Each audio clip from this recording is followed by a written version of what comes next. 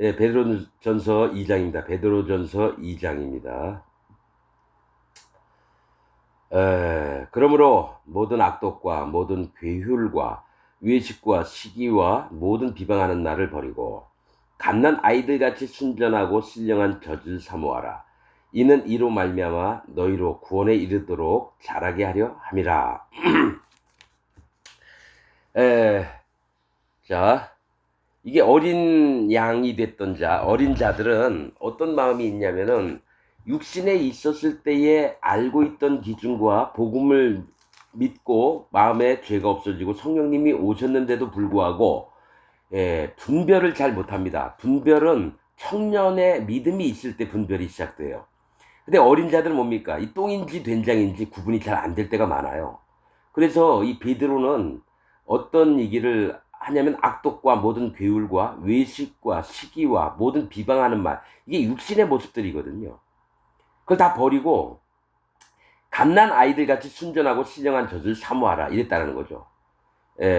이게 어떤 말씀이냐면 갓난 아이들은 뭡니까? 자기 마음을 낮추고 모든 걸 맡긴다는 겁니다. 맡긴다라는 거. 엄마 품속에 있으면서 젖을 먹여주자면 아이는 죽습니다.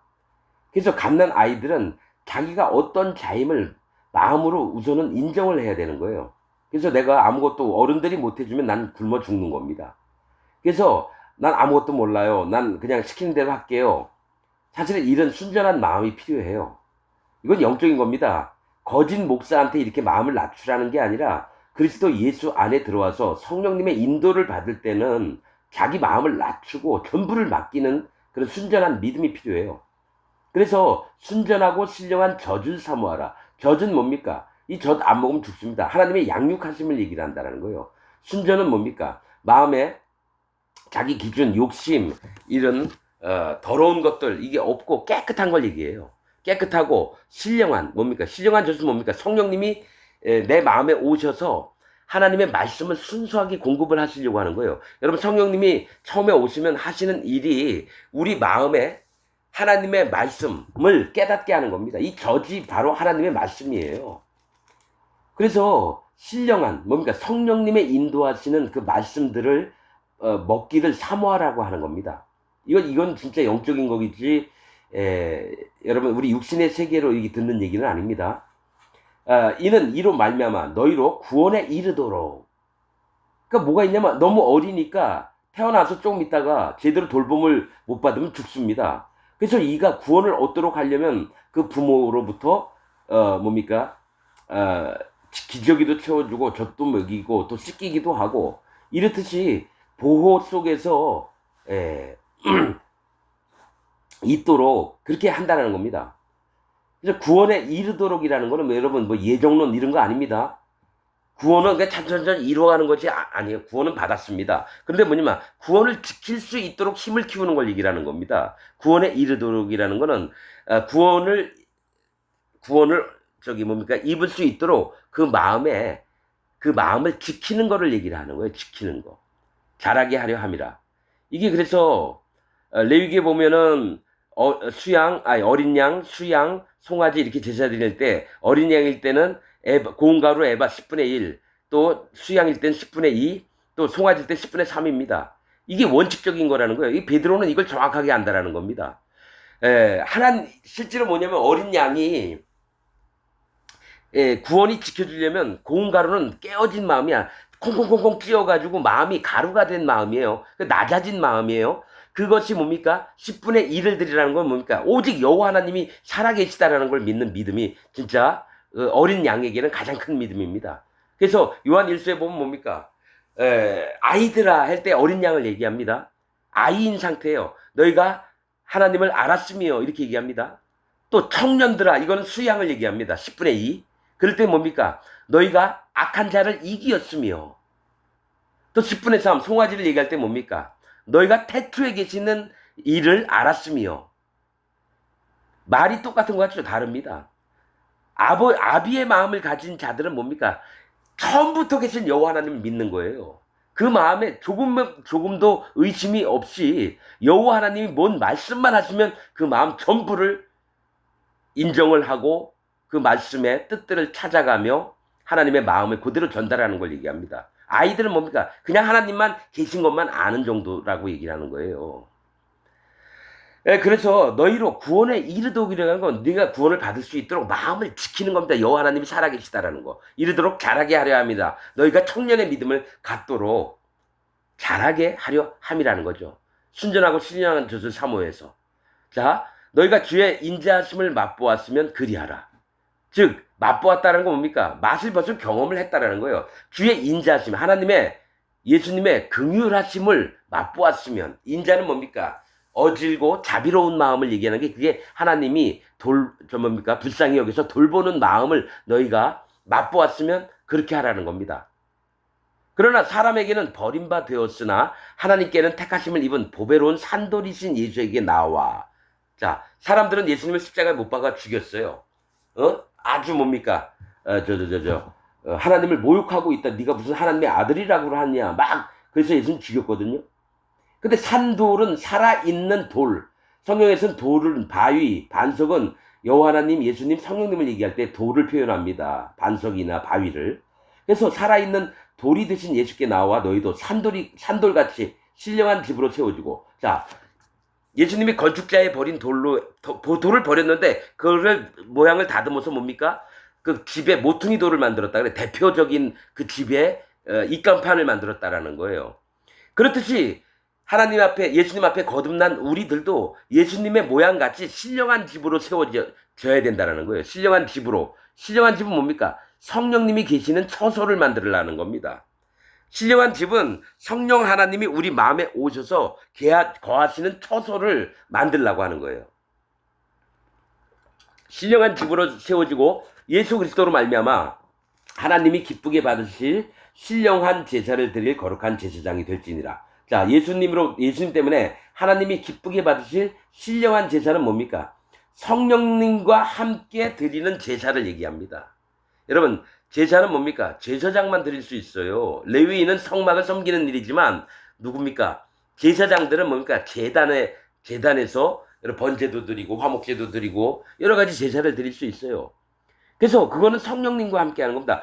마음에 성령님이 없는 자들은 제사를 못 지냅니다. 즉 교회 다니면서 마음에 죄가 있다라고 하는 자들은 제사를 못 지냅니다. 왜냐? 하나님은 죄인의 기도를 안 들으시고 죄인에게 예수님은 떠나 계시거든요. 그러니까 하나님, 내가 나 혼자 막 드려도 하나님은 안 받으시고 거기 안 계셔요. 신령한 제사를 드릴 거룩한 제사장이 될지니라. 즉 거룩을 입고 하나님께 예배를 하고 제사를 드리는 제사장으로서 서 있으라고 하는 얘기입니다.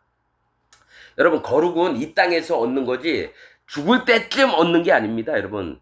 그래서 칼빈의 이 사단 마귀 종이었던 게 뭐냐면, 이 진리의 이 복음을 아주 엇비슷하게 만들어놨다라는 거예요. 마음에 죄가 없는 자는 성령님이 오시면 그때부터 거룩한 자가 됩니다. 하나님 보시기에. 이 땅에서도 거룩하고 하나님 나라에서도 거룩하고. 근데 칼빈 교리는 뭡니까? 거룩하게 되려면 기도와 말씀과 예배를 통해서, 기도와 예배와 말씀을 통해서 은혜의 수단을 통해서 거룩해진다. 이렇게 가르쳤다는 거죠. 그럼 칼빈이 얘기한 건 예수님을 믿어도 우리가 더 열심히 해서 기도도 잘하고 말씀도 잘 듣고 깨달음도 잘 받고 그다음에 예배 참석을 잘해서 거룩해진다. 이게 뭡니까? 사단 마귀가 진리의 복음에 누룩을 썩는 겁니다, 여러분. 칼빈의 교리가 사단 마귀가 뿌려놓은 뭡니까? 독극물입니다. 독극물. 자, 거룩한 제사장이 될지니라.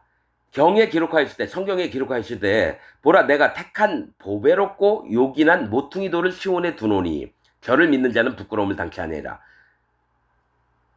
하나님이 택하셨시고 보배롭고 요긴한, 꼭 필요한 모퉁이 돌을 시온에 두노니, 모퉁이 돌은 예수님이죠. 시온은 뭡니까? 하나님이 은혜를 베푸시는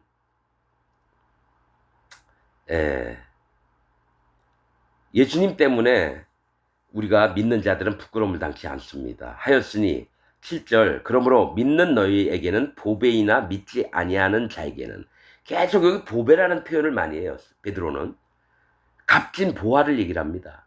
보배이나 믿지 아니하는 자에게는 건축자들의 버린 그 돌이 모퉁이의 머릿돌이 되고 또한 부딪히는 돌과 거치는 반석이 되었다 하니라. 자, 우리가 믿는 자들은 우리 마음의 집에 우리를 대표로 내놓는 게 예수님이에요.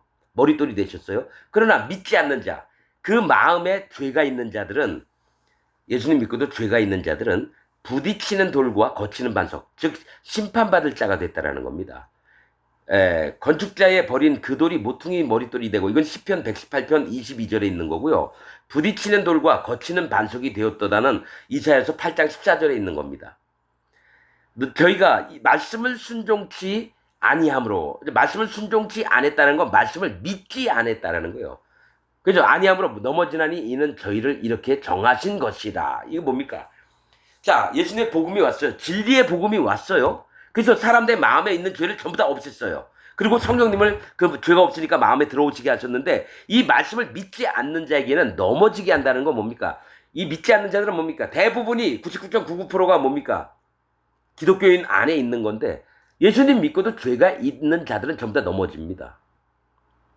그 말씀을 순종치 않았으므로 살과 피를 내어주셔서 우리의 모든 세상 죄를 없앴는데, 영원히 우리가 과거 현재 미래의 죄를 없앴는데도 아직도 마음에 죄가 있다 그러면 뭡니까? 예수님 안 믿는 거죠. 그럼 넘어지죠. 이는 저희를 이렇게 정하신 것이라.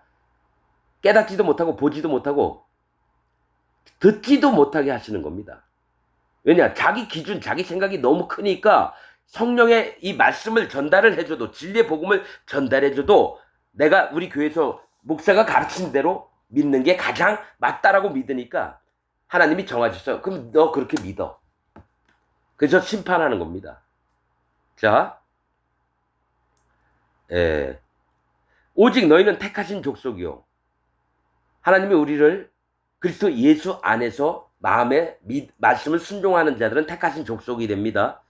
하나님이 정하신 게 아니라, 하나님이 정하신 법은 예수 그리스도의 진리의 복음 가운데 들어오는 자는 죄가 없어지고 성령님을 마음에 두셨기 때문에 택하신 족속이 되는 거지, 하나님이 힘이 많아가지고 내가 너를 택할게, 너 일로 와, 이게 아니라는 겁니다.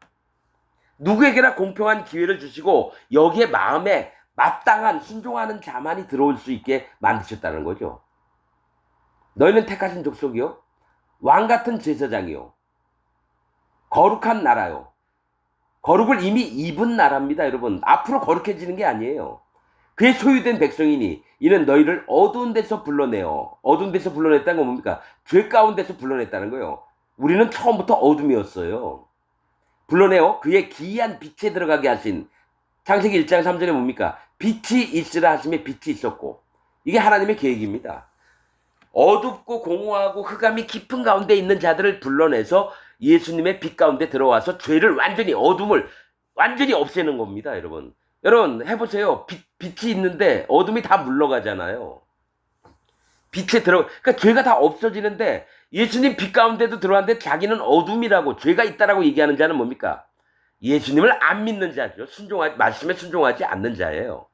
빛에 들어가게 하신 자의 아름다운 덕을 선전하게 하려 하심이니라. 예수님의 아름다운 그런 우리를 긍휼하심과 인자하심을 우리가 선전하게 하려 하신다라는 거죠. 너희가 전에는 백성이 아니더니, 죄의 백성이었어요. 하나님의 백성이 아니었어요. 이제는 하나님의 백성이요, 전에는 긍휼을 얻지 못하였더니 이제는 긍휼을 얻은 자라. 하나님이 불쌍히 여겨서 돌보아 주심이 없었던 자인데, 이제는 하나님이 불쌍히 여기고 돌보심을 입혀주시는 그런 얻은 자가 됐다는 거예요. 11절, 사랑하는 자들아 나그네와 행인 같은 너희를 권하노니. 자, 또 얘기합니다.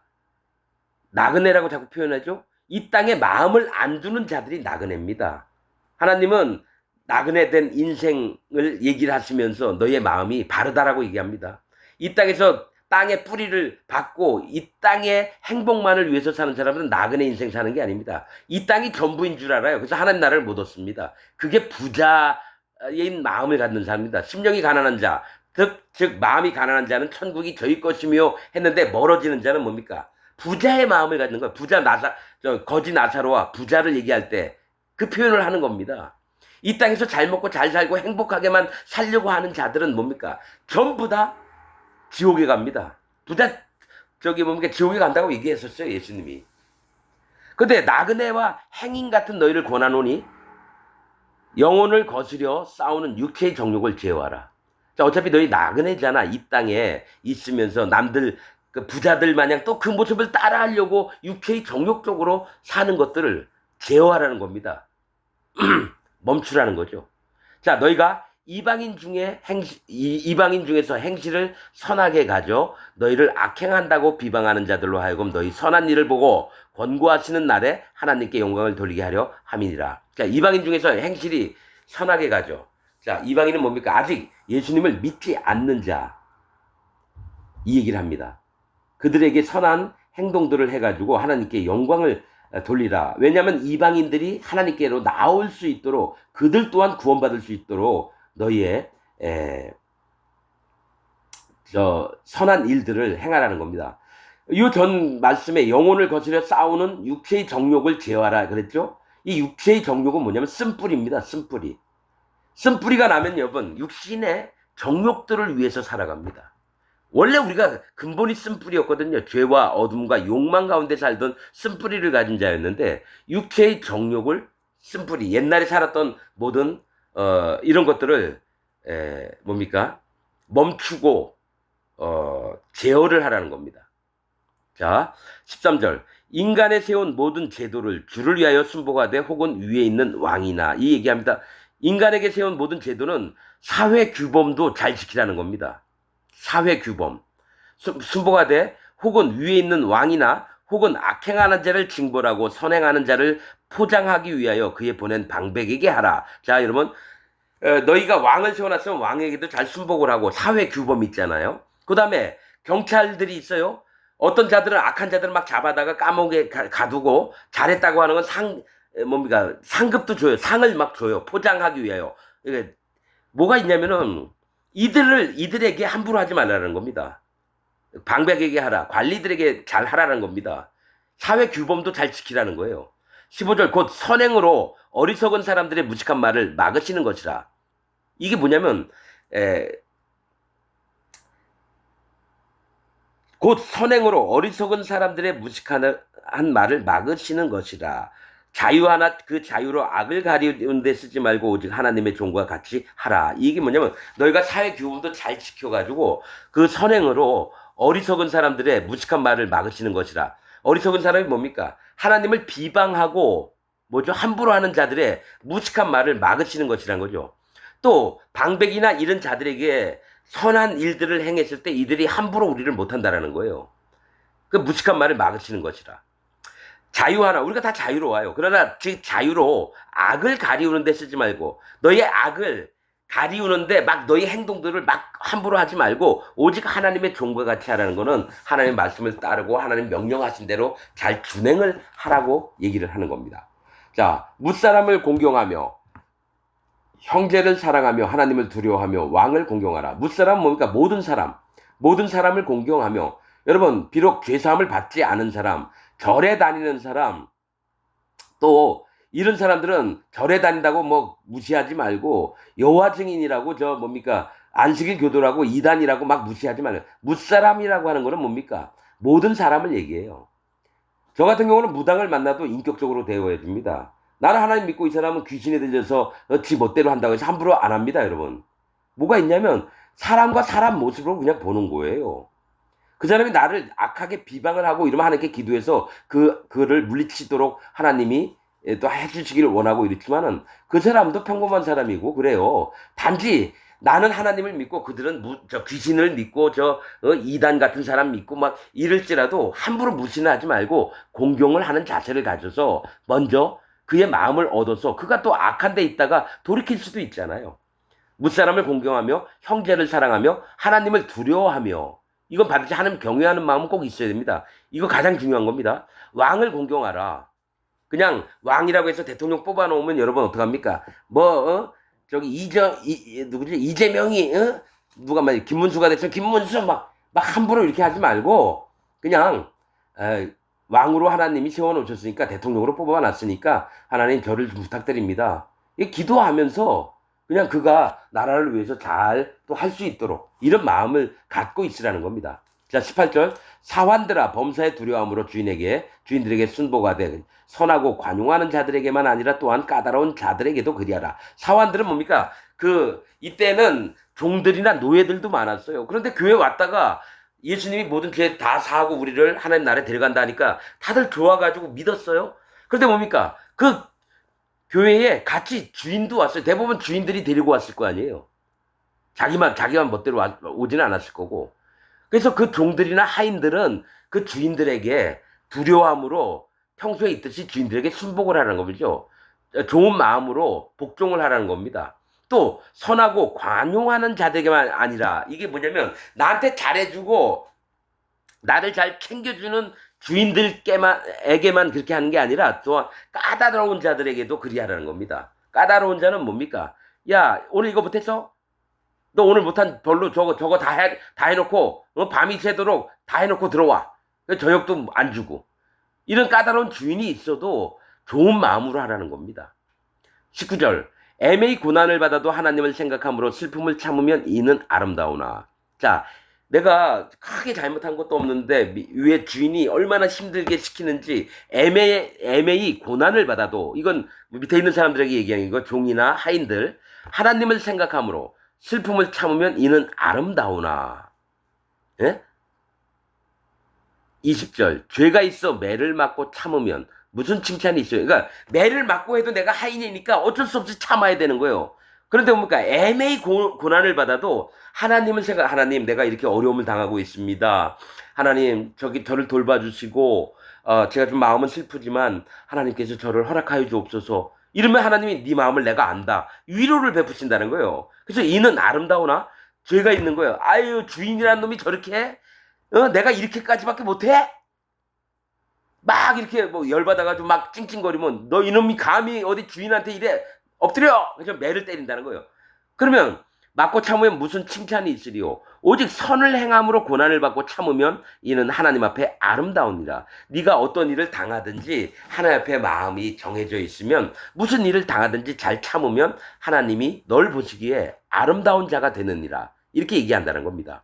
21절. 이를 위하여 너희가 부르심을 입었으니 그리스도도 너희를 위하여 고난을 받으사 너희에게 본을 끼쳐 그 자취를 따라오게 하려 하셨느니라.